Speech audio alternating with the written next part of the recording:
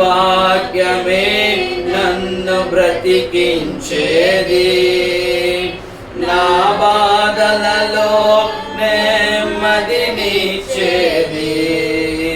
నీ వాక్యమే నన్ను బ్రతికించేది, నా బాధలలో నెమ్మదినిచ్చేది.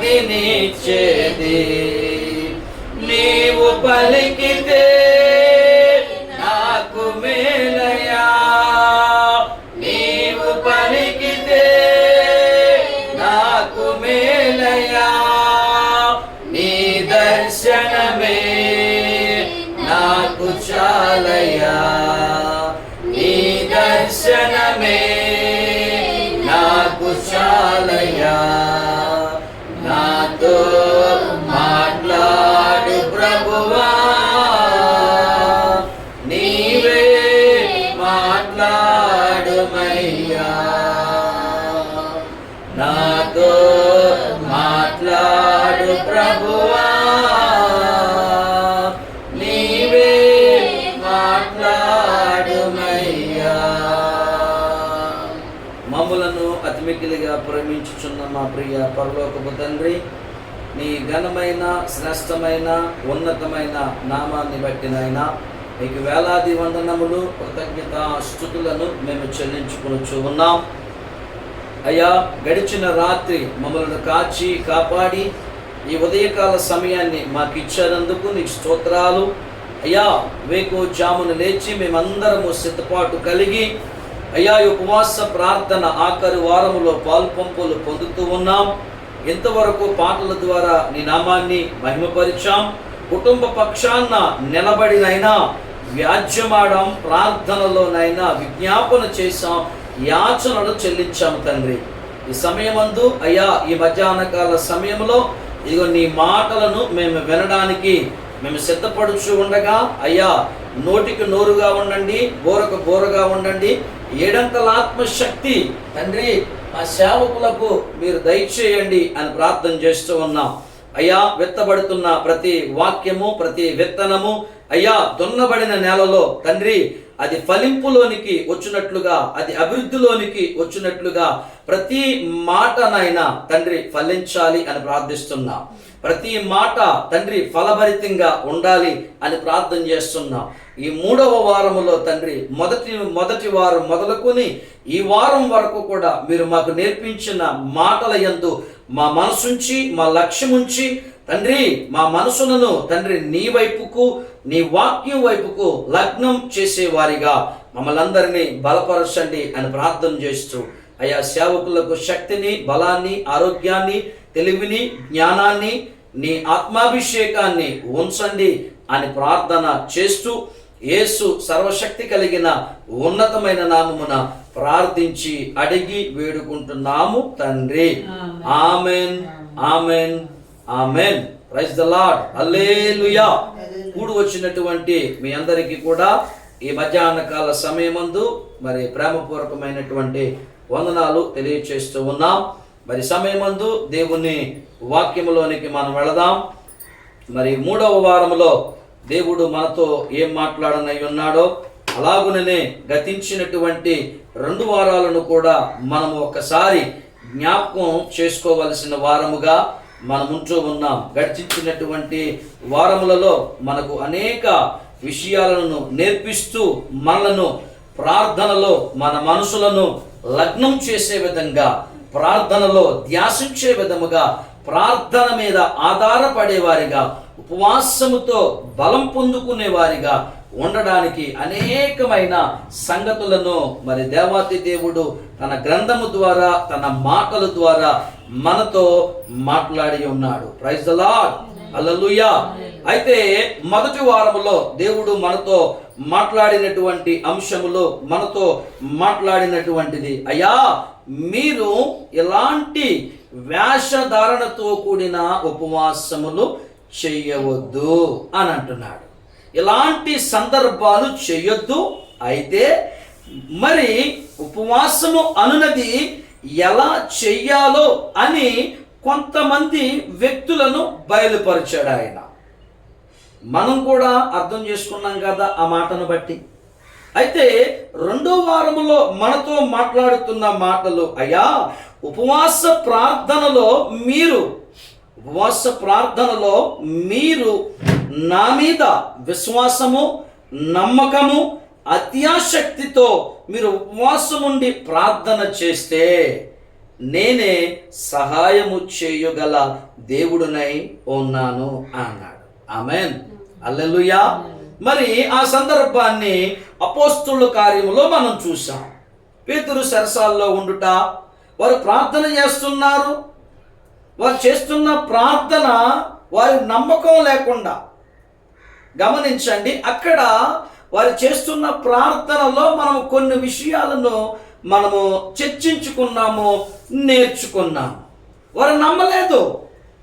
అయితే మనము నమ్మాలి, విశ్వసించాలి, అత్యాశక్తితో, పట్టుదలతో, ఓర్పు కలిగి, సహనము కలిగి ప్రార్థన చెయ్యాలి అని రెండవ వారముల ద్వారా మనతో మాట్లాడినాడు. ఆమేన్, హల్లెలూయా. అయితే మూడవ వారమైనటువంటి ఈ రోజు, ఈ సమయమున మరి పరిశుద్ధాత్మ దేవుని సహాయముతో మనము వాక్యాన్ని తెరచి వాక్య గ్రంథములోనికి వెళ్ళి ఈరోజు మనము మార్కు సువార్త 11వ అధ్యాయము, మార్కు సువార్త 11వ అధ్యాయములోనికి వద్దాము. ఈ 11వ అధ్యాయములో 23, 24 వచనాలను మనము ఒక్కసారి ధ్యానం చేద్దాము, చదువుదాము రండి. అక్కడ ఏ సంగతులను గురించి మాట్లాడుచున్నాడో, ఏ సందర్భాలను గురించి ఆయన బయలుపరుస్తున్నాడో ఒక్కసారి మీరు చదివినట్లయితే చూడండి. ఎవడైనను ఈ కొండను చూచి నీవు ఎత్తబడి సముద్రములో పడవేయబడుమని చెప్పి తన మనస్సులో సందేహింపక తాను చేయునది చెప్పినది జరుగునని నమ్మిన ఎడల వాడు చెప్పినది జరుగునని మీతో నిశ్చయముగా చెప్పుచున్నాను. అంటే ఈ వచనాన్ని బట్టి మనమేం అర్థం చేసుకోవాలి అంటే, మనము సందేహింపొద్దు. ప్రైజ్ ది లార్డ్, హల్లెలూయా. అనాలోచన వద్దు. చేస్తాడా చేయడా అది నీ కాన్సెప్ట్ కాదు. అది నీ కాన్సెప్ట్ ఏంటి? నీ ఉద్దేశం ఏంటి? నమ్మి, విశ్వసించి, అత్యాశక్తితో, పట్టుదలతో ప్రార్థన చెయ్యాలి. అదే మన డ్యూటీ. ఆమేన్, హల్లెలూయా. నీవు సందేహింపొద్దు. ఇది జరిగిద్దా, జరగదా, అవుతీదా, అవదా, ఎలాంటి పనికి మాలిన ఆలోచనల నుంచి మనము బయటపడుదుము గాక. ఎలాంటి సందేహాలు మనకొద్దు, ఎలాంటి సంశయాలు మనకు అవసరం లేని పనది. మన దేవుడు నమ్మదగిన వాడు. ఆమేన్, హల్లెలూయా. మాట ఇచ్చి నెరవేర్చేవాడు ఆయనే. గమనించండి, దేవుని వాక్యం చెప్తుంది, నా మాట కాదు. నేను ఉన్నవాడను, అనువాడనై ఉన్నాను. ఆమేన్. ఇశ్రాయేలీయుల యొక్క ప్రార్థన, కన్నీరు, దుఃఖమును చూచిన దేవుడు నీకు సందేహమేలా? Praise the Lord, hallelujah. అందుకే సందేహం పొద్దు, జరుగుతుంది అని నమ్మాలి, విశ్వసించాలి అని చెప్తూ అంటున్నాడు కదా. ప్రార్థన చేసేటప్పుడు అడిగిన వాటన్నిటినీ కూడా మనకు దొరికాయి, మనం పొందాము, మనం సంపాదించుకున్నాము. ఆమేన్, హల్లెలూయా. మనము నమ్మాలి, విశ్వసించాలి. అవి దేవుడు మనకు ఇచ్చేవాడై ఉన్నాడు. ఇవ్వకుండా మానే దేవుడు మన దేవుడు కాదు. ఆమేన్. రొట్టెను అడిగితే రాయినిస్తాడు ఆయన? రొట్టెనే ఇస్తాడు. Praise the Lord, hallelujah. అందుకే మనం గమనించాల్సింది, మనము ఈ 3 వారాలను కూడా గత 2 వారాలను అర్థం చేసుకోగలిగితే ఒక పద్ధతి ప్రకారంగా దేవుడు తన వాక్యాన్ని మానవులమైనటువంటి మనకు నేర్పించే ప్రయత్నం చేస్తున్నాడు. తన ఉద్దేశాన్ని మనము సరైన రీతిలో జరిగించడానికి ఉపవాసము ఉండేటప్పుడు ఎలాంటి వేషధారణతో వద్దు అని చెప్పాడు. ఇదిగో బైబిల్ గ్రంథములో కొంతమంది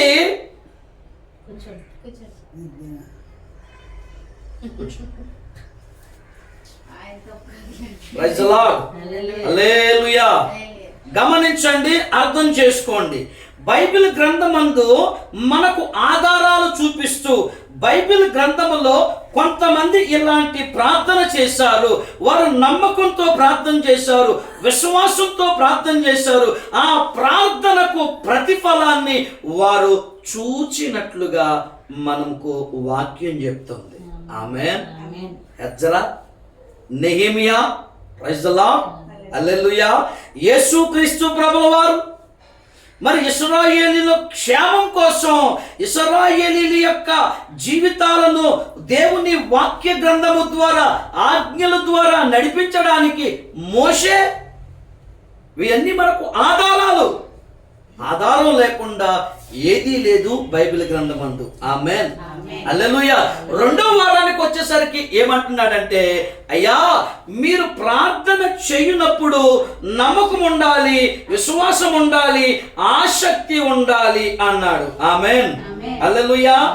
మీరు గతంలో వేషధారణ ప్రార్థన విన్నో, దానికి దగ్గరగా ఉండడానికి దానికి యెషయా గ్రంథములో 58వ అధ్యాయములో మీరు ఇలాంటి ఉపవాసం ఉండుట నాకు అనుకూలమా అన్నాడు. అంటే మొదటి వారం హెచ్చరించాడు, 2వ వారం ఏమంటున్నాడు? నమ్మకం, విశ్వాసం, ఆసక్తి. ప్రైజ్ ది లార్డ్, హల్లెలూయా. ఈ 3వ వారంలోకి వచ్చేసరికి ఏమంటాడంటే, సందేహింపొద్దు, డౌట్ వద్దు.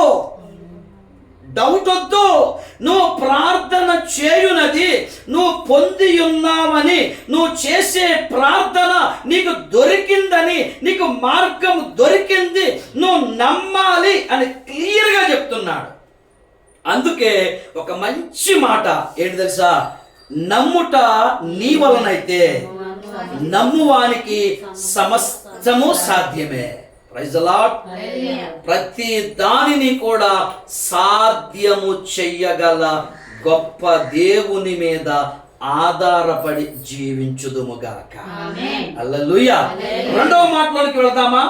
2వ మాటలో వాక్యం ఇలా చెప్తుంది, చూడండి. మొదటి మాటలో ఏమని? మీ హృదయాలలో సందేహం ఉండొద్దు, ప్రార్థన ద్వారా నమ్మకం, విశ్వాసం ఉండేలా చూసుకోవాలి.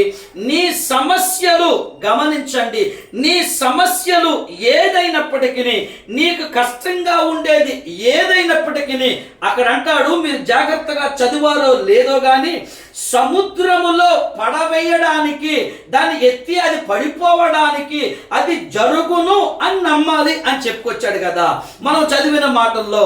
అయితే నేను చెప్పే మాట ఏంటంటే, వాక్యం బయలుపరుస్తుంది, పరిశుద్ధాత్మ దేవుడు బయలుపరుస్తుంది ఏంటంటే, సముద్రము లాంటి, చూడండి అక్కడ ఉంది కదా, నీ సమస్యలు కొండలాంటి, నీ సమస్యలు, నీ కష్టాలు, నీ ఇరుకులు, నీ ఇబ్బందులు, నీ బాధలు ప్రతిదీ కూడా సముద్రము లాంటి అగాధములోనికి ప్రార్థన ద్వారా నెట్టివేయబడునుగాక. ఆమేన్, హల్లెలూయా. ఇది ఎవరికి సాధ్యం?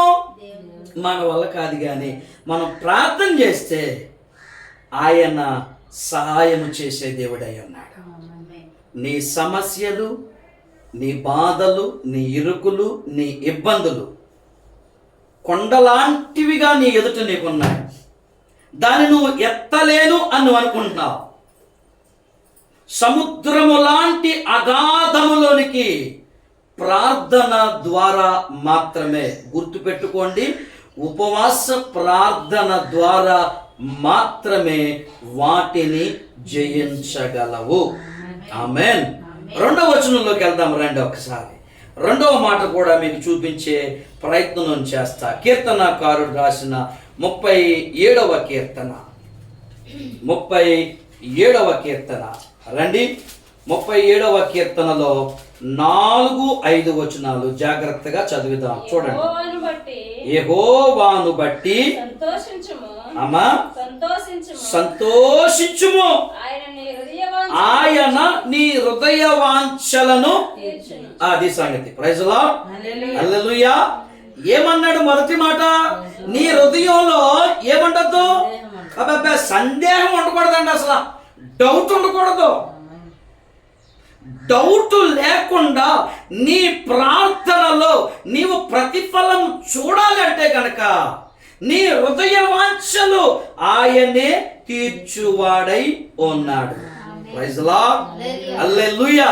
కీర్తనాకారుడు మనకు చెప్పుచున్న మాట ఏంటంటే, యెహోవాను బట్టి మాత్రమే సంతోషించుము, యెహోవాను బట్టి మాత్రమే ఆనందించుము, యెహోవాను బట్టి మాత్రమే ప్రార్థనలో, విశ్వాసములో, ఆధ్యాత్మికముగా ఎదుగుటలో, నమ్మకముగా దేవుని పని చేయుటలో నువ్వు ఉండినట్లయితే ఆయన నీ హృదయ వాంఛలను తీర్చేవాడై ఉన్నాడు.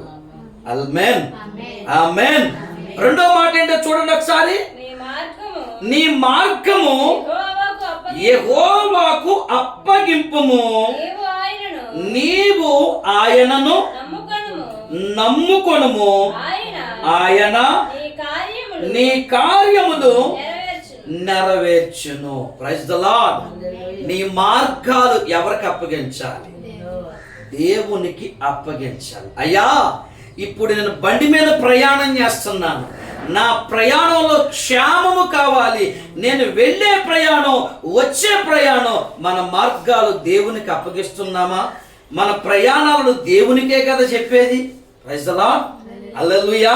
అందుకే మనం గమనించాల్సింది, నిన్ను నీవుగా, నన్ను నేనుగా, మనమందరము కూడా మనము దేవునికి అప్పగించబడిన వారమైతే, ప్రైజ్ ద లార్డ్, అప్పగించబడిన వారమైతే మన కార్యాలను సఫలపరిచే దేవుడై ఉన్నాడు.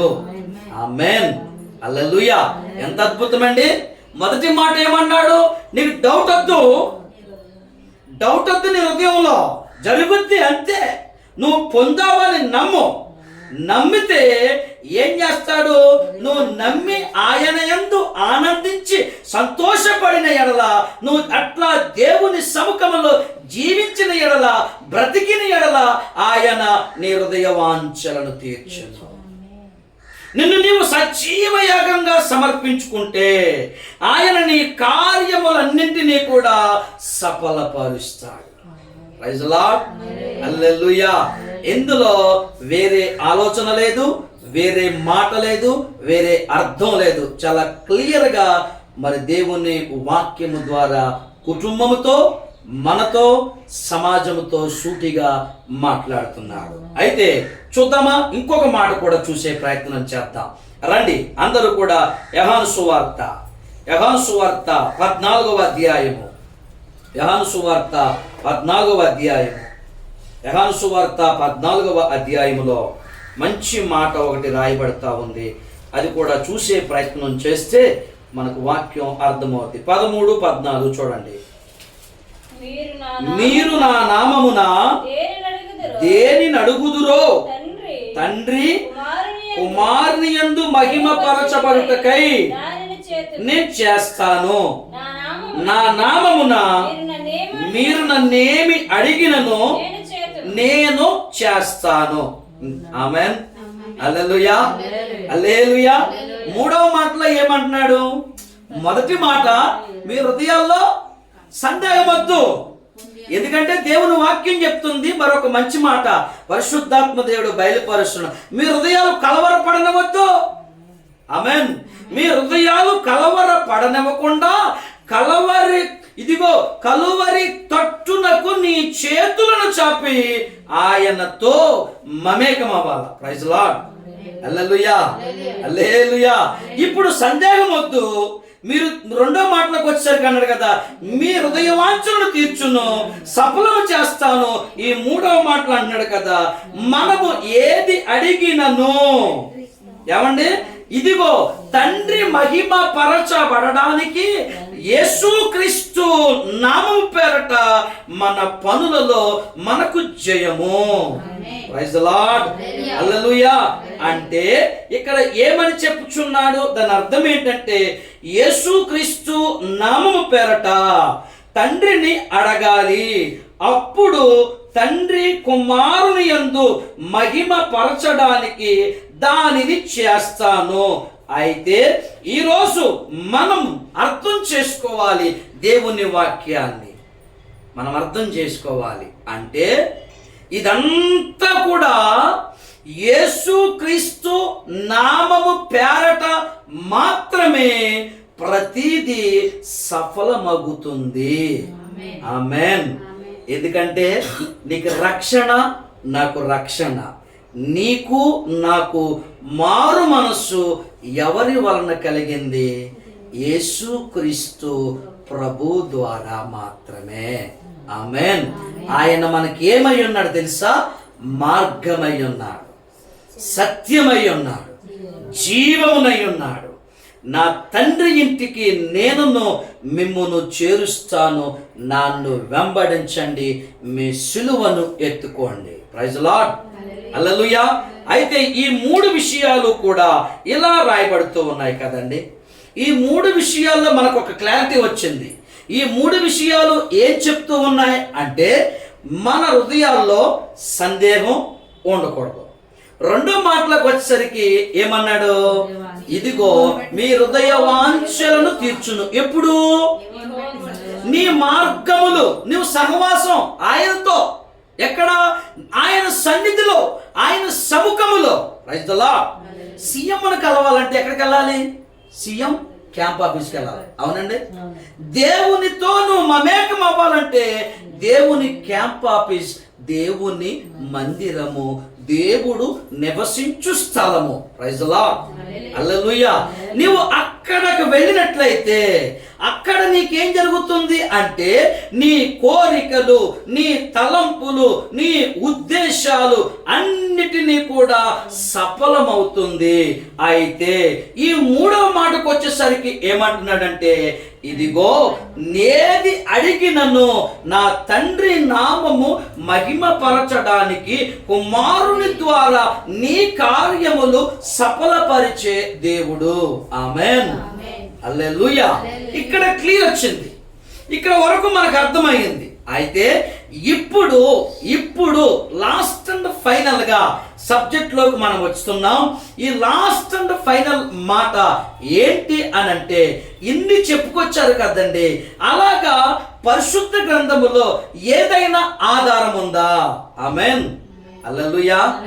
ఆధారము లేకుండా వాక్యము లేదు. ఆమేన్. ప్రతి దానికి నువ్వు వేసుకునే నీ మనసులో, నీ తలంపులలో, నీ ఉద్దేశములలో తలెత్తే ప్రతి ప్రశ్నకు వాక్యమే సమాధానము చెప్తుంది. ఆమేన్, హల్లెలూయా. వీళ్ళందరి గురించి చెప్పారు, మూడు విషయాలు ముచ్చటగా చెప్పారు. ఇప్పుడు వీళ్ళందరూ జరిగిపోయింది. ఇప్పుడు నేను నమ్మాలంటే, విశ్వసించాలంటే, అర్థం చేసుకోవాలంటే, ఇంకా నేను లోతైన అనుభవంలోనికి వెళ్ళాలంటే ఆధారం కావాలి. రండి, దేవుని వాక్యమే మనకు ఆధారము గనుక ఎస్తేరు గ్రంథములోకి వద్దాము. రండి. ప్రైజ్ ది లార్డ్, హల్లెలూయా. ఎస్తేరు గ్రంథములోనికి వస్తే, ఎస్తేరు గ్రంథములో ఎన్ని అధ్యాయాలు ఉన్నాయండి? 10 అధ్యాయాలు. ఈ 10 అధ్యాయాలు 10 మాటలు. మొదటి అధ్యాయము దేని గురించి చెప్పుచున్నది అని అంటే, రాజుగారును పరిచయం చేస్తుంది, రాణి వస్తీని పరిచయం చేస్తుంది. ఆ వస్తీ రాణి యొక్క తిరస్కార స్వభావాన్ని పరిచయం చేస్తుంది. రెండవ అధ్యాయంలోనికి వస్తే ఏం కనబడుతుందంటే, ఎస్తేరు రాణిగా మారుట మనం చూస్తున్నాం. Praise the Lord. హల్లెలూయా. మీరు ఇంటికి వెళ్ళిన తర్వాత చదవండి. 3వ అధ్యాయంలో ఏం కనబడుతుంది అని అంటే హామాను తంత్రాలు, కుతంత్రాలు, కుట్రలు, పన్నాగాలు. చూసారా? 4వ అధ్యాయంలోకి వచ్చేసరికి యూదులకు శ్రమలు ఎదురవుతున్నాయి. 5వ అధ్యాయంలోకి వచ్చేసరికి హామాను కుట్ర చేసి, ఏమండి, హామాను కుట్ర చేసి ఎవరిని ఉరుకొయ్య ఎక్కించాలనుకున్నాడు? మొద్దుకైని ఉరుకొయ్య ఎక్కించాలనుకున్నాడు. కానీ 6వ అధ్యాయంలో 5వ అధ్యాయంలో ఉరుకొయ్య సిద్ధపాటు. హామాను ఏమండి ఉరుకొయ్యను సిద్ధపాటు చేశాడు. 6వ అధ్యాయంలోకి వచ్చేసరికి హామాను ఏడుపు, తెర వెనక దేవుని హస్తం. Praise the Lord. హల్లెలూయా. అయితే 7వ అధ్యాయంలోకి వచ్చేసరికి హామానుకు ఉరి. ఎవరి కోసం తీశాడు ఉరి? మొద్దుకై కోసం తీశాడు.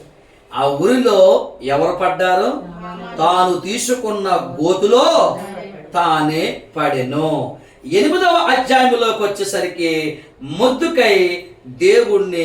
మొద్దుకైని దేవుడు హెచ్చించి యూదుల క్షేమకరంగా ఉంచాడు. Praise the Lord. హల్లెలూయా. ఎందుకంటే శత్రువు చచ్చిపోయాడు.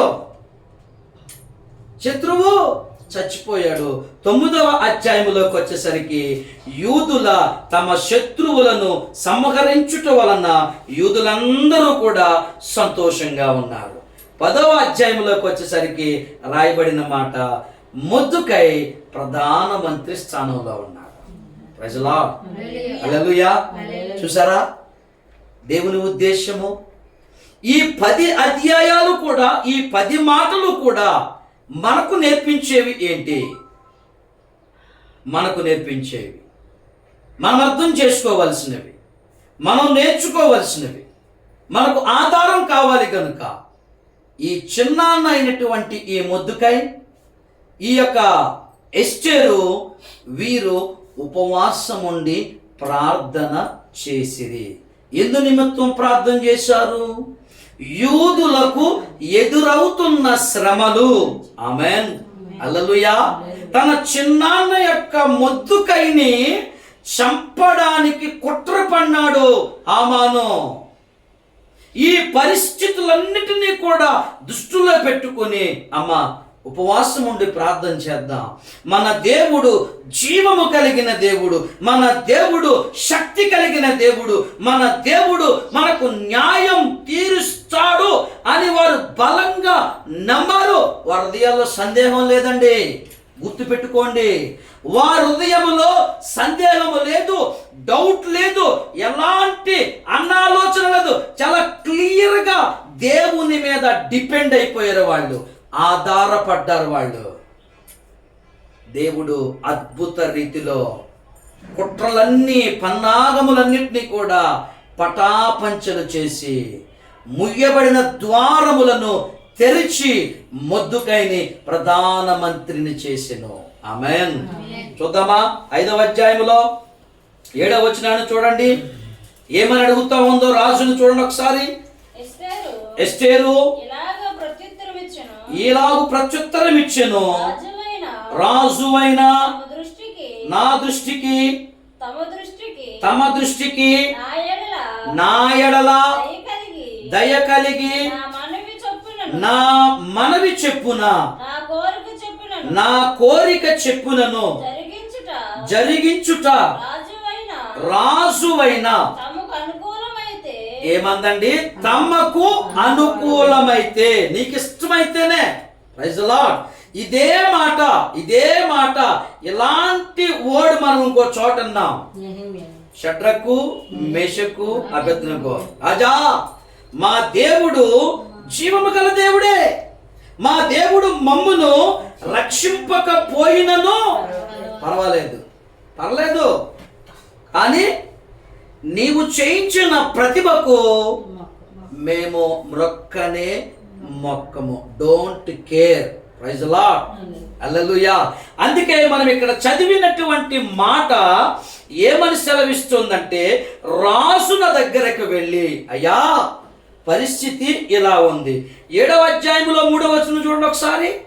7వ అధ్యాయం 3. అప్పుడు రాణి అయిన ఎస్తేరు ఎలాగూ ప్రత్యుత్తరం ఇచ్చెను, రాజా నీ దృష్టికి నేను దయ పొందిన దానైన ఎడల రాజువైన తమకు సమ్మతి అయితే నా విజ్ఞాపనను బట్టి నా ప్రాణమును నా మనవిని బట్టి నా జనులను నాకు అనుగ్రహింపబడుదురుగాక.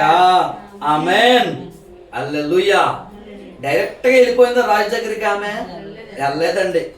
ఎక్కడికి వెళ్ళింది? ఫస్ట్ దేవుని సన్నిధిలో తనకున్నటువంటి ఆభరణములను తీసి ప్రక్కన పెట్టి దేవుని సముఖములో విచారణ చేసింది. Praise the Lord. యెహోషాపాతు రాజు చూడండి. యెహోషాపాతు రాజును గురించి కూడా అక్కడ రాయబడిన మాట, దేవుని మందిరము భయపడి దేవుని మందిరములోనికి వెళ్ళి విచారణ చేయగా అనుంది. Praise the Lord. హల్లెలూయా. మీరు గమనించండి, మీరు అర్థం చేసుకోండి. అయ్యా ఏమని అడుగుతూ ఉంది? అయ్యా నా జనులు నాకు ఇచ్చేసేయండి, ఎందుకంటే నీ యొక్క చక్రవర్తి అయిన ఆమాను చేతుల్లో చావు బతుకుల మీద ఉన్నారు. నా చిన్నాన్నైతే ఉరికంబ ఎక్కించే ప్రయత్నం చేస్తున్నాడు. నాకు కావాలి, నాకు కావాలి. నా విజ్ఞాపన, నా యాచన, నా విన్నపము, ప్రైజ్ ది లార్డ్. హల్లెలూయా. నా ప్రార్థన ఆలకించు. దేవునికి మొర్రపెట్టింది, రాజునకు తెలివితేటలతో చెప్పిన సంగతులవి. అయితే తర్వాత అధ్యాయాలను చూస్తే గనక చూడండి, అక్కడ రాయబడుతూ ఉన్న మాటలు, అక్కడ చెప్పబడుతున్న మాటలను మనం చూస్తే, అనుగ్రహించండి అనగానే నీ ఇష్టం. ఏమని సెలవిచ్చాడండి రాజుగారు? నీ ఇష్టం. ఆమె అనుకున్నది అనుకున్నంత వరకు కూడా ఆమె సాధించగలిగింది. ఆమేన్. హల్లెలూయా. హల్లెలూయా. మధ్యలో డౌట్ పడలేదు. ఇప్పుడు దేవుడి దగ్గర చెప్పాను కదా, దేవుడు చూసుకుంటాడు కదా అని వదిలిపెట్టలే. రాజునకు కూడా ఎలా విన్నవించాలో అలా విన్నవించింది. Praise the Lord. హల్లెలూయా. అందుకే గమనించాలి, అర్థం చేసుకోవాలి. దేవునికి అప్పగించి మన పనిని, మనం ప్రయత్నాలు మానకూడదు. Praise the lord. మన ప్రయత్నం మనం చేస్తూనే ఉండాలి, ప్రార్థన చేస్తూనే ఉండాలి, మన ప్రయత్నం మనం చేస్తూనే ఉండాలి. అప్పుడు ఆయన ఎస్తేరును దీవించినట్లుగా, మొర్దెకైని ప్రధానమంత్రిని చేసినట్లుగా నీ నా ప్రార్థనలో మనలను తల ఎత్తువాడుగా చేయునుగాక. ఆమేన్. హల్లెలూయా. గమనించారా? దేవుని వాక్యం చాలా స్పష్టంగా మాట్లాడింది మనతో. మీరు అర్థం చేసుకున్నారా? మనము ప్రార్థన చేయడానికి సిద్ధపడినప్పుడు, అయ్యా మీరు వేషధారణతో ఉండొద్దు, ఏదో నామకార్థంగా ఉండొద్దు, ఏదో కూర్చోవాలి కదా, రావాలి కదా అన్నట్టుగా ఉండొద్దు. ఇదిగో అలా ప్రార్థనను అలాంటిది దూరం చేసి, అలాంటి అనుకూలముగైనటువంటి ప్రార్థనలు నాకు ఇష్టం లేదు. నాకు అనుకూలంగా జరగాలి, నాకు ఇష్టంగా జరగాలి, నేను సంతోషపడాలి, నేను ఆనందపడాలి. నా ఇష్టం లేకుండా, నాకు సంతోషం వచ్చే విధంగా లేకుండా, నాకు కోపం తెప్పించేవారుగా ఉండద్దు అని మొదట వారం మాట్లాడి, రెండో వారంలో కూడా చక్కని మాటలో మాట్లాడి, ఈ మూడో వారంలో అంటున్నాడు, మన హృదయములలో సందేహము వద్దు. ఆయన చేయగల దేవుడు. ఆయన మాట ఇచ్చి మరచిపోయేవాడు కాదు. ఆమేన్. ఒకవేళ మాట ఆయనకి వినబడదా? ఆయన ఏమన్నా రాయా? ఆయన ఏమన్నా చెట్టా? ఆయన ఏమన్నా మొక్క రప్ప? కాదు. ఆయన మాట వింటాడు, ఆయన కనులతో చూస్తాడు, ఆయన హస్తములతో మనలను దీవించేవాడై ఉన్నాడు. ఆమేన్, హల్లెలూయా. అలాగే ఈ కుటుంబము, మీ ప్రయత్నాలు, మీ చదువులు, మీ వ్యాపారాలు, మీ ఉద్యోగాలు, అలాగనే ఆ స్థలాల విషయంలో మీ ప్రయత్నాలు, ఇవన్నీ కూడా మీరు చేస్తూ చేస్తూ ప్రార్థనతో ఓర్పు, సహనము, పట్టుదల కలిగి మీరు పనిలో ముందుకెళ్ళగలిగితే ఎస్తేరు జీవితాన్ని ఎట్లా దీవించనో, మొర్దెకై యొక్క పరిస్థితులను ఎలా మార్చనో మీరు, అలాగే కూడి ఉన్న మనము, ఈ వాక్యాన్ని వింటున్న వారికి అటువంటి దీవెన, ఆశీర్వాదం ఆ దేవాతి దేవుడు ఆ పరలోకము నుండి మనకు దీవించి ఆశీర్వదించి అనుగ్రహించును గాక. ఆమేన్, ఆమేన్, ఆమేన్. ప్రార్థన. పరిశుద్ధుడు అయిన తండ్రి, జీవము కలిగిన మా యేసయ్య, నీ అత్యంత ప్రేమను బట్టి, నీ అత్యంత కృపను బట్టి, నీ వాక్యము ద్వారా, నీ గ్రంథస్థములో రాయబడిన మాటల ద్వారా మీరు మాతో మాట్లాడారు దేవా. మీ మాటలలో సత్యం ఉంది, మీ మాటలలో యథార్థత ఉంది, మీ మాటలలో తండ్రి న్యాయం ఉంది. మీరు నన్ను సంతోషించండి, నా యందు సంతోషంగా ఉండండి, నన్ను గణపరచండి, మీ హృదయ వాంఛలు తీరతాయి, నీకు దొరికాయి, నువ్వు పొందుకున్నావని అంత నమ్మకం చూపించు. ఒక మాట బయలుపరుస్తున్న మాట చూడండి. అబ్రహాము తన కొడుకుని బలిచ్చేంతగా నమ్మి తీసుకెళ్ళాడు అక్కడికి. చూసారా? అంటే అలాంటి స్థాయి వరకు మనం నమ్మగలగాలి. అక్కడ ఏం జరుగుతుందో అబ్రహాముకి ఏమైనా తెలుసా? ఆ కొడుకుని తీసుకురమ్మన్నాడు, తీసుకెళ్ళి బలిమ్మన్నాడు, బలిచ్చేస్తాను, అదే మాట మీద నిలబడిపోయాడు అలాగా. కానీ అక్కడికి వెళ్ళిన తర్వాత పరిస్థితిని మారుస్తాడని ఎక్కడన్నా ఊహించాడా? పరిస్థితి మారుతుందని ఎక్కడన్నా ఊహించగలిగాడా?